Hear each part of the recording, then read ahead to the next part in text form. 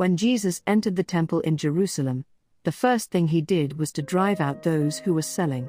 His voice broke the still air like lightning, declaring, "My house will be a house of prayer," and warning, "But you have made it a den of robbers." It was not anger alone that moved him, it was the sorrow of seeing faith lose its love. The temple was meant to be a meeting place between God and his people. Sacrifice was never meant as a mere ritual, but as a living reminder of forgiveness and divine presence. There, people once rediscovered who they were before God. Yet over time, the temple drifted far from its purpose. Worship turned into habit, and sacrifice into a transaction. What once expressed love had hardened into formality. Faith became a way to ease guilt rather than a relationship that breathes and listens. When Jesus overturned the tables, he was not simply cleansing corruption, he was tearing down the wall that kept people from encountering God.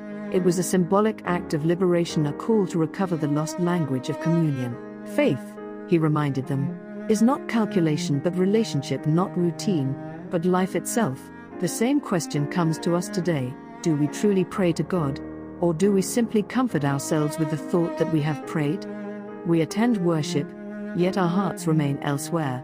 When faith hardens into habit, the temple becomes once again a den of robbers, an empty house adorned with religion but void of God's presence. The church is still meant to be a house of prayer, yet such prayer must become the language of encounter, not a ritual of repetition. When the lights of the sanctuary go out, but the lamp within our hearts keeps burning, the temple lives again.